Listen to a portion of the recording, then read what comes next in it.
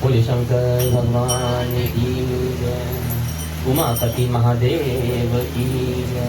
लादे दातिया अपने नाम वाली में जी, लादे दातिया अपने नाम वाली में, ओ लादे दातिया अपने नाम वाली में जी, लादे दातिया अपने नाम वाली में, ओ नाम वाली में जी, राधा कदे बिना ले जी, नाम वाली में जी, कदे बिना ले, ओ लादे दातिया अपने नाम वाली में जी, लादे दातिया अपने नाम वाली में, ओ मैं बिना मिले बदारो है, मैं बिना मिले बदारो, अरे नाम मिलती है लख हजारों, नाम मिलती है लख हजारों, अरे कर्मा वाले लांगे तेरे नाम वाली में जी, कर्मा वाले लांगे तेरे नाम वाली में जी, ओ लादे दातिया अपने नाम वाली में जी, लादे दातिया अपने नाम वाली में जी, ओ नाम वाली में जी, तेरी कदे बिना ले जी, नाम वाली में जी, तेरी कदे बिना ले जी, अरे लादे दातिया अपने नाम वाली में जी, लादे दातिया अपने नाम वाली में जी, बोले मैं मीठे भगतन लाई, ओ लागे हो गए तेरे खुदाई, ओ जन्म जन्म ना लेंदी तेरे नाम वाली में जी, जन्म जन्म ना लेंदी तेरे नाम वाली में जी, ओ लागे दातिया अपने नाम वाली में जी, लागे दातिया अपने नाम वाली में जी, ओ नाम वाली में जी, तेरी कदे बिना ले जी, नाम वाली में जी, तेरी कदे बिना ले जी, लादे दातिया अपने नाम वाली में जी, लादे दातिया अपने नाम वाली में जी, ओ मेरी माए मेरे बिला दे, मेरी माए मेरे बिला दे, ओ अपने नाम का रंग चढ़ा दे, अपने नाम का रंग चढ़ा दे, ओ है मेरी मैया मैनू बिला दे, है मेरी मैया मैनू बिला दे, अपने नाम का रंग चढ़ा दे, अपने नाम का रंग चढ़ा दे, ओ किस्मत वाले लागे तेरे नाम वाली में जी, किस्मत वाले लागे तेरे नाम वाली में जी, ओ लागे दातिया अपने नाम वाली में जी, ओ लागे दातिया अपने नाम वाली में जी, ओ मेरी नहीं मिलती टोपी, अरे है मेरी नहीं मिलती टोपी, अरे है मेरी मिलती बड़ी ओपी, अरे है मेरी मिलती बड़ी ओपी, ओ अपना आप गवा के लग ले नाम वाली में जी, अपना आप गवा के ले नाम वाली में जी, लादे दातिया अपने नाम वाली में जी, लादे दातिया अपने नाम वाली में जी, ओ नाम वाली में जी, तेरी कदे बिना ले जी, नाम वाली में जी, तेरी कदे बिना ले जी, ओ लादे दातिया अपने नाम वाली में जी, लादे दातिया अपने नाम वाली में जी, ओ लादे दातिया अपने नाम वाली में जी, लादे दातिया अपने नाम वाली में जी, ओ लादे दातिया अपने नाम वाली में जी, लादे दातिया अपने नाम वाली में जी, बोले शंकर भगवान की जय, बोले हर हर महादेव शंभू। कहते इस तरह जब उपास किया जाता है तो कहते इस तरह भगवान ने सोमवार जो पड़ता है सावन का उसके व्रत विधि बताई और साथ में कहा है कि इसको व्यापन विधि का भगवान व्याख्यान कर रहे हैं और ये भी भगवान ने हर बात कहते हैं कि हमें व्यापन करने में कभी भी कृपणता नहीं करनी चाहिए। उसके बाद वो कहते हैं कि एक दिव्य और शुभ लिंगोभृत मंडल को बनाएं, उसमें 2 श्वेत वस्त्रों से युक्त एक घट को स्थापित करें और घट के ऊपर तांबे अथवा बांस का बना हुआ एक पात्र रखें। उसके ऊपर उमा सहित शिव को जो हमने मूर्तियां बनवाई थी, जो बनाया गया था कि चांदी के नंदी के ऊपर सोने की उमा पार्वती को विराजमान करके जो प्रतिमा बनाई जाए उसको स्थापित कर दीजिए। उसके बाद श्रुति स्मृति तथा पुराणों में कहे गए मंत्रों से शिव का पूजन करना चाहिए।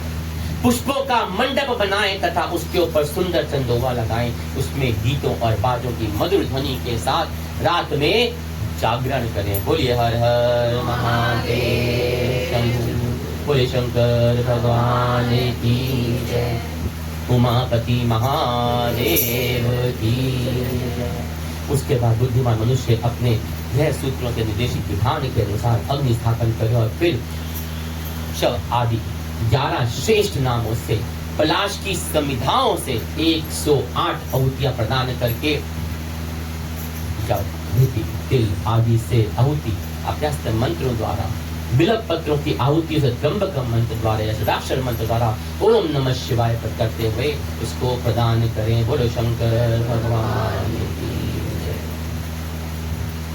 उसके बाद सुकृष्टिकृत होम करके पूर्णाहुति देकर आचार्य का पूजन करें। बाद में उन्हें गौ प्रदान करें, गौ को दक्षिणा में प्रदान करना चाहिए। उसके बाद 11 श्रेष्ठ ब्राह्मणों को भोजन कराएं और उन्हें पंच पात्र सहित 11 घाट प्रदान करें। उसके बाद पूजित देवता को तथा देवताओं को अर्पित सभी सामग्रियों को आचार्य को दे और तत्पश्चात प्रार्थना करें कि हे प्रभु, मेरा ये व्रत परिपूर्ण हो और शिव जी मुझ पर प्रसन्न हो। उसके बाद बंधुओं के साथ हर्ष पूर्वक भोजन करे। इसी विधान से जो मनुष्य सत्य को करता है, जिस जिस अभिलिष्ट वस्तुओं की कामना करता है वह उसे प्राप्त कर लेता है और अंत में शिव लोक को प्राप्त कर उस लोक में पूजित हो जाता है। बोलो शंकर भगवान की जय, बोलिए हर हर महादेव शंभु। हमारी जिंदगी में सब कुछ हमारे कर्मों का खेल है। जन्म से मरण तक सब हमारे कर्मों का खेल है। और एक सवाल हम सबके मन में हमेशा आता है कि कर्म जो हम कर रहे हैं उसका फल कब मिलेगा। आता है, अच्छे कर्म कर रहे हैं तो फल कब मिलेगा। बुरे का कोई नहीं पूछता वैसे। तब कई कहते हम अच्छे कर्म जो बड़े करें फल कब मिलेगा भगवान का। कर्मों का फल कब मिलता है कोई नहीं जानता। एक कथा बड़ी विलक्षण विचित्र है इस विषय में कि एक गांव में एक छोटा बालक रहता था और उस बालक का नाम था उत्तम। क्या? उत्तम। उत्तम के पिता ना अभाई विकलांग। अब उसकी माँ गांव में एक स्कूल में शुरू के जो प्राइमरी स्कूल होता है वहां पे शिक्षिका थी। घर को संभालती, बच्चों को पढ़ाती थी। उत्तम धीरे धीरे बड़ा हो रहा था। अब जैसे जैसे बड़ा हो रहा था उसको समझ में आ गया कि मेरे घर का जो बोझ है सारा का सारा मेरी माता का है। अब वो माता का बोझ बांटना भी चाहता था। मैं घर के कामों में अपनी माँ की ना मदद करता था। बड़ा हो चुका था तो माँ ने उसे गुरु पर पढ़ने के लिए भेजना शुरू कर दिया। एक दिन ना वो कक्षा में गुरुजी पढ़ा रहे थे, बच्चों को बताया कि अच्छे कर्मों का अच्छा फल मिलता है और बुरे कर्मों का बुरा फल मिलता है। ये सारे गुरु समझाते हैं। अब समझते कौन है ये तो पता नहीं, तो रटा सबने हुआ ये।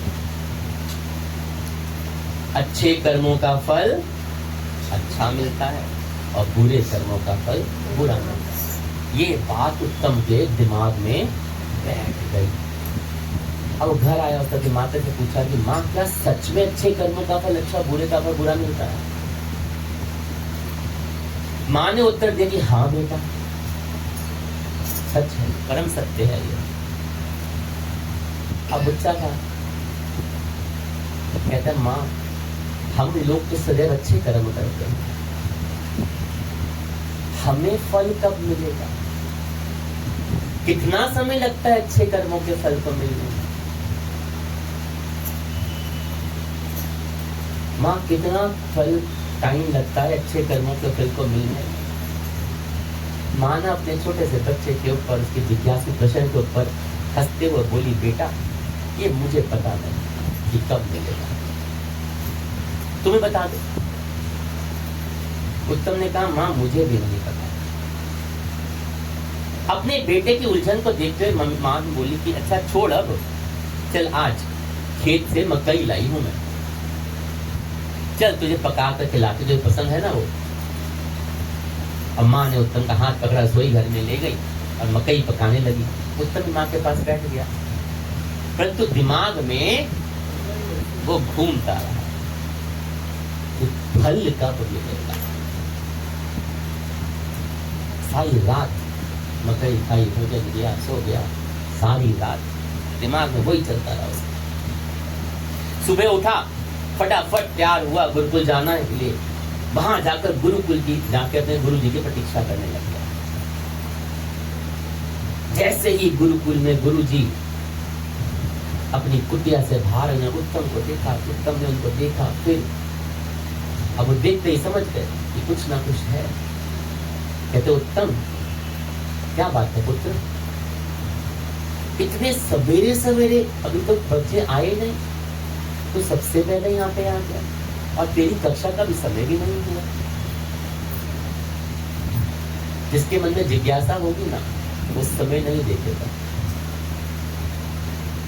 और ये भी नहीं सोचना कि फोन करके पूछ लेना चाहिए। सबसे मुसीबत है आज के। जिज्ञासा का असली उत्तर मिलेगा जब चल के जाओगे ना अपने गुरु के पास, टीचर के पास। जब चल के जाओगे, पूछोगे ना, तब तुम्हारी असली जिज्ञासा शांत होगी। हाँ कोई दुख बीमारी हो गई, हाड़ी वाली हो गई, मन लगी, तो इसमें आते आज तो दोपहर नहीं होता था, फोन चलना नहीं पड़े। लेकिन जब चलने में परिश्रम लगता है ना, जो तुम्हारे यज्ञ की तरह, ये चलना भी गुरु आश्रम स्थान बन जाने के यज्ञ की तरह होता है। कहते गुरुजी आपकी एक बात ने मेरे को बड़ा विचलित कर दिया है, और प्रश्न, उस प्रश्नों का समाधान आपके पास ही और आपके पास इसलिए आया हूँ कि गुरु ने उत्तम से कहा क्या प्रश्न और कौन सी बात से विचलित हो गया। गुरुजी क्या ये बात सच है, आपने जो बोली थी कि अच्छे कर्म का फल अच्छा होता है, बुरे कर्म का फल बुरा होता है। गुरुजी ने बोला हाँ बिल्कुल सत्य है, ये बिल्कुल सत्य है, इसमें कोई मिथ्या नहीं। फिर उत्तम ने कहा कि गुरुजी अच्छे कर्मों का फल कितने समय में मिलता है ये बताइए, ये प्रश्न है।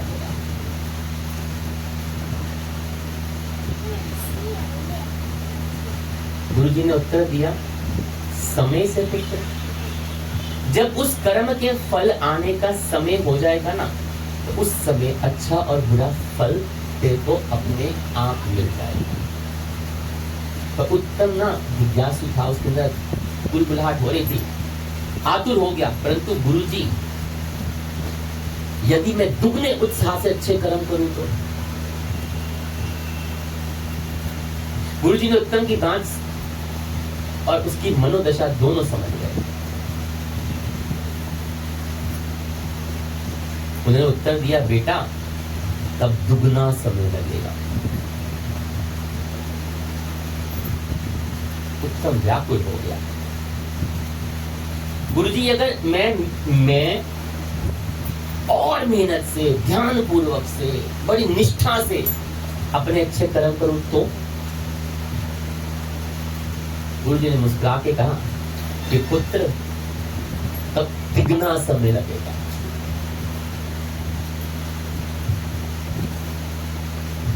उत्तम परेशान हो गया, ये क्या बात है, समझ नहीं पाया। उसने गुरुजी को कहा गुरुजी मैं जितनी अधिक मेहनत कर रहा हूं उतना फल दूर क्यों होता जा रहा है। मैं जितनी अधिक मेहनत कर रहा हूं फल उतना दूर क्यों जा रहा है। गुरुजी ने मुस्कुरा के कहा पुत्र क्योंकि तुम्हारा ध्यान मेहनत पर नहीं है, फल पर है। तुम्हारा ध्यान कर्म पर नहीं है, उसके फल पर है।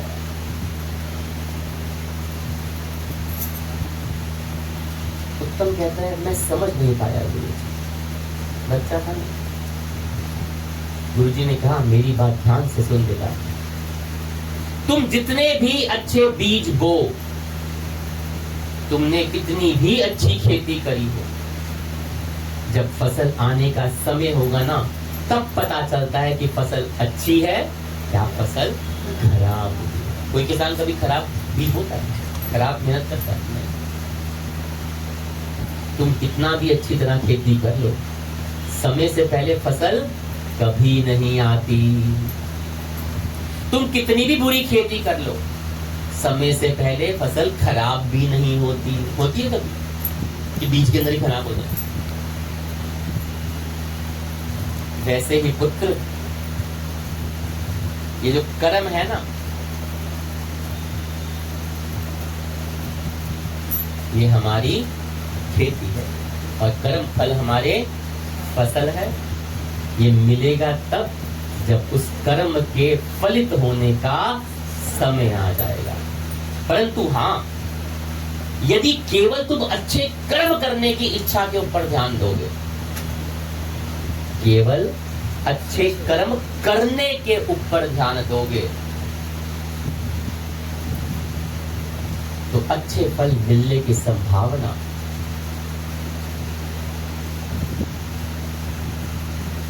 केवल अच्छे कर्म करने के ऊपर ध्यान दोगे, इसलिए दुगने चाह तिगने चाह से मुझे फल बढ़िया मिल जाएगा, तो उसकी संभावना दूर होती जाएगी। क्यों?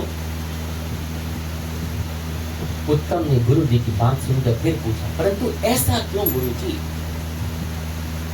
गुरु जी ने उत्तम को समझाते बोलते हैं, पुत्र, क्योंकि तुम्हारा ध्यान अच्छे कर्म करने पर नहीं है, तुम्हारा ध्यान अपने कर्मों पर नहीं है, तो तुम अच्छे कर्म कैसे करोगे? तुम्हारा ध्यान तो अच्छा फल प्राप्त करने के लिए है, तो कर्मों पर ध्यान जाएगा ही नहीं। इस वजह से तुम अच्छे कर्म करने से चूक जाओगे। अब गुरु जी ने कहते हैं, समझो, मैं तुम्हें बताता हूं। यदि तुम यह सोचकर पढ़ाई करने बैठोगे कि मैं अपनी कक्षा में प्रथम आऊंगा, अगर तुम पढ़ाई करने से बैठो तो कक्षा प्रथम आऊंगा, तो सदैव यही सोचते रहोगे मुझे प्रथम आना है, मुझे प्रथम आना है, मुझे प्रथम आना है। अपने फल के बारे में चिंतन ज्यादा करोगे, पढ़ाई पर ध्यान तुम्हारा कम हो जाएगा।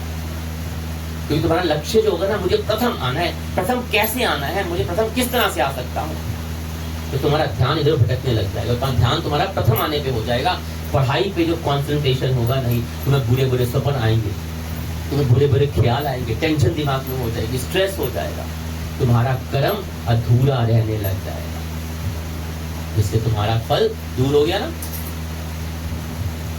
जो तुम्हें पार करना था दूर हो गया। अक्सर लोगों के साथ यही होता है, अक्सर लोगों के साथ यही होता है। मैं जल्दी जल्दी कर लूं, बढ़िया बढ़िया कर लूं, फर्स्ट क्लास कर लूं, फल जल्दी मिलेगा, लेकिन मिलता वो और लेट हो जाता है। क्योंकि अच्छे कर्म के लिए, अच्छे फल के लिए अच्छा कर्म करना आवश्यक है, परंतु अच्छा कर्म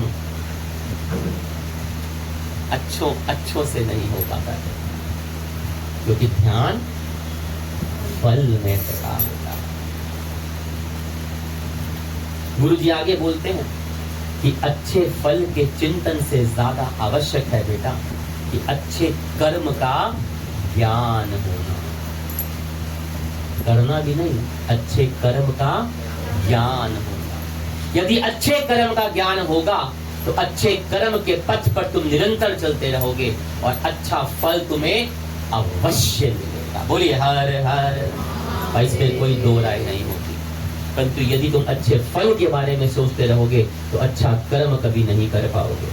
अच्छे फल पर ध्यान रखना भी ध्यान को भटका देता है। मैं ये बन जाऊं, मैं वो बन जाऊं, मैं टॉपर हो जाऊं, मैं बढ़िया वो कर लूं, तुम्हारा ध्यान भटका देगा, क्योंकि तुम्हारा ध्यान वहां लगा रहेगा। उस पे चलना कैसे, उस पे ध्यान भटक जाएगा,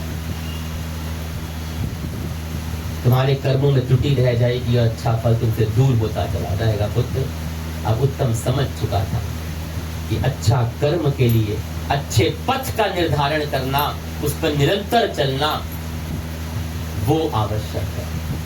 वही अच्छे फल को प्राप्त करने का रास्ता है। अच्छे फल के बारे में सोचना बहुत बड़ी मूर्खता होती है, क्योंकि वो हमें राह से भटका देती है। बोलिए हर हर महादेव शंभू। बोलिए काशी विश्वनाथ भगवान की जय। कहते भगवान अपनी सोमवार के उद्यापन विधि को आगे बताते हुए ये कहते हैं कि जब आप ये सब कर लें तो अंत में प्रार्थना करें कि हे प्रभु, मेरा व्रत परिपूर्ण हो और भगवान भोलेनाथ की, भगवान उमा शंकर की, कैलाशपति वासी की मुझ पे कृपा हो, मुझ पे प्रसन्न होइए। उसके बाद बंधुओं के साथ हर्षपूर्वक भोजन करना चाहिए और इसी विधान से मनुष्य को इस व्रत को, इस सोमवार के व्रत को करता है, जो इसको करता है और जिस जिस अभिलिष्ट वस्तु की कामना करता है उसे वो प्राप्त हो जाती है और अंत में वो शिव लोक को प्राप्त होता है। बोली शंकर भगवान। इस लोक में पूजित होता है और उस लोक में भी वो शिव लोक को प्राप्त होता है। हे सनत कुमार, सर्वप्रथम श्री कृष्ण ने इस मंगलकारी सोमवार व्रत को किया था। श्रेष्ठ आस्तिक और धर्मपरायण राजाओं ने भी इस व्रत को किया था। जो इस व्रत को नियम से करता है वो तो अलग ही फल है, लेकिन जो इस व्रत का नित्य श्रवण भी करता है उसे इस व्रत को करने का फल प्राप्त हो जाता है। बोले शंकर भगवान की जय, उमापति महादेव की जय। तेरा पल पल बीता जाए जप ले नमः शिवाय, तेरा पल पल बीता जाए, तेरा पल पल बीता जाए जप ले नमः शिवाय, तेरा पल पल बीता जाए। हरे शिव शिव तुम गिरते थे बोलो, शिव शिव तुम गिरते थे बोलो, मंदिर का पर्दा खोलो, अरे अवसर खाली न जाए जप ले नमः शिवाय, अवसर खाली न जाए जप ले। तेरा पल पल बीता जाए, तेरा पल पल बीता जाए हो जप ले नमः शिवाय, तेरा पल पल बीता जाए, तेरा पल पल बीता जाए जप ले नमः शिवाय, तेरा पल पल बीता जाए।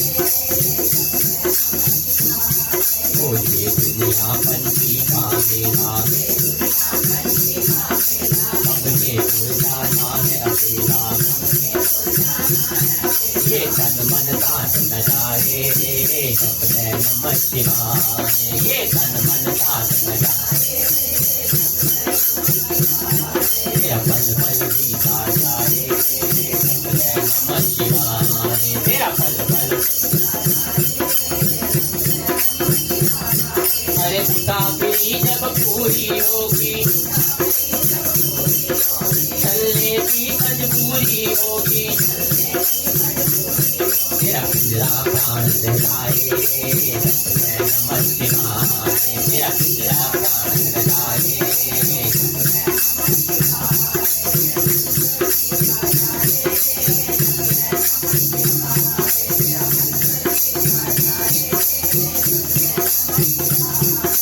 शिव पूजन में मत बनेगा, शिव पूजन में मत बनेगा, ओ भक्ति सुधारत कान किए जा,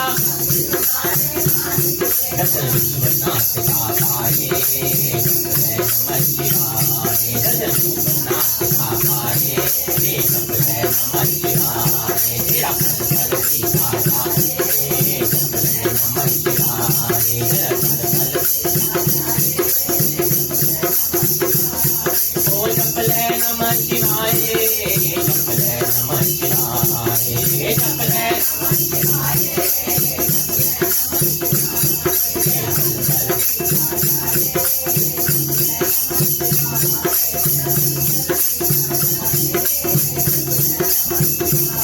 तेरा पल पल बीता जाए, तेरा पल पल बीता जाए जप ले नमः शिवाय, तेरा पल पल बीता जाए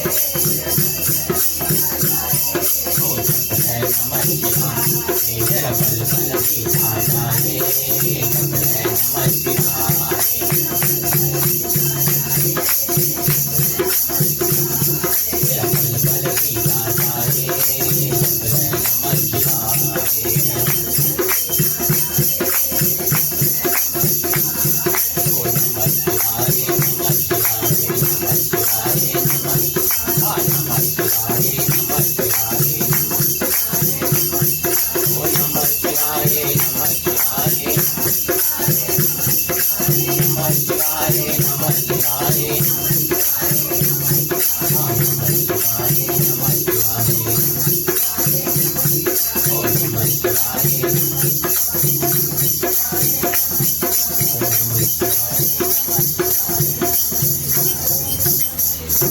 शंकर भगवान आओ महिमा गाए भोलेनाथ जी, आओ महिमा गाए भोलेनाथ जी, आओ महिमा गाए भोलेनाथ जी, आओ।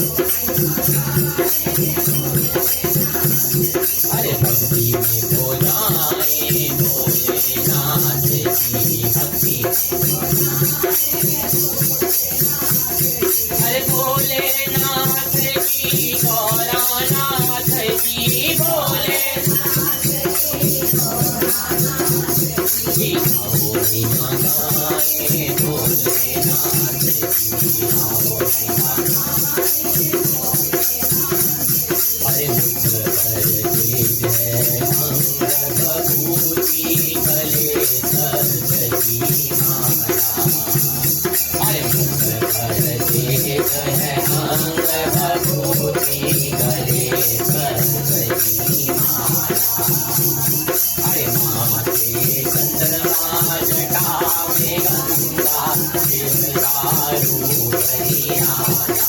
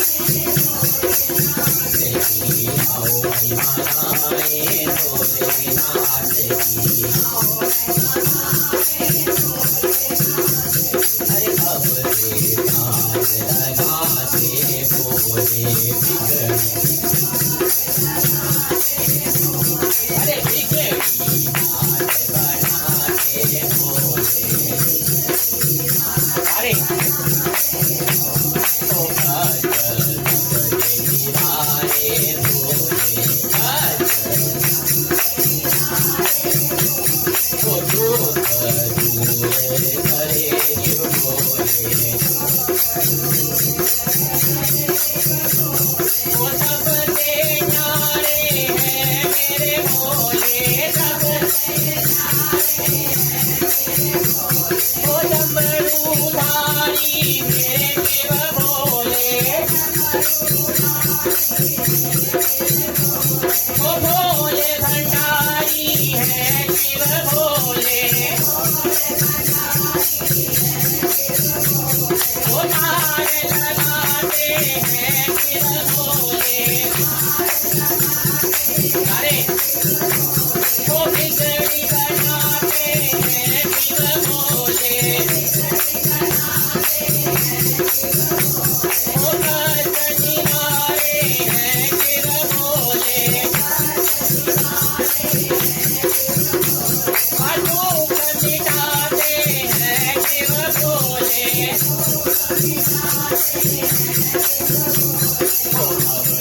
पार लगाए शिव भोले, भवते पार लगाए शिव भोले, भवती पाए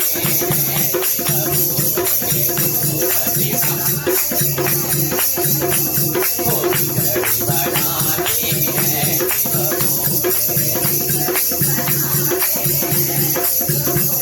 आकाश निवारत हैं शिव भोले, भोले आओ मनाए भोलेनाथ जी, आओ मनाए भोलेनाथ जी, भक्ति में बुलाए भोलेनाथ जी, भक्ति में बुलाए भोलेनाथ जी, बोले बोलो जय बोलो भोलेनाथ जी, जय बोलो जय बोलो भोलेनाथ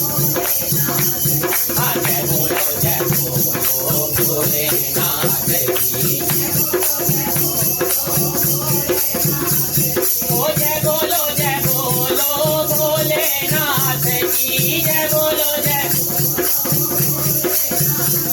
हाँ जय बोलो भोलेनाथ जी, हरे भक्ति में को जाने भोलेनाथ जी, आओ मनाए भोलेनाथ जी, आओ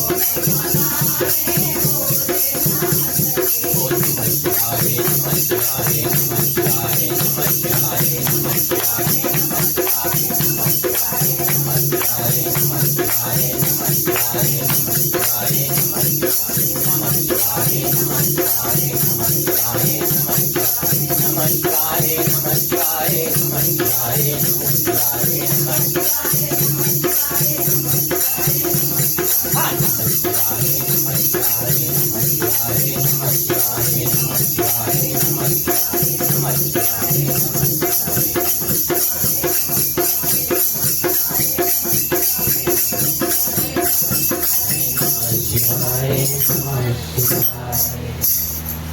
इस प्रकार स्कंद पुराण में जो वर्णन किया गया है सावन महात्म कथा को, उसके अंदर भगवान शिव और सनत कुमार जी का ये छठा अध्याय सोमरथ व्रत के कथन के साथ ही समाप्त होता है।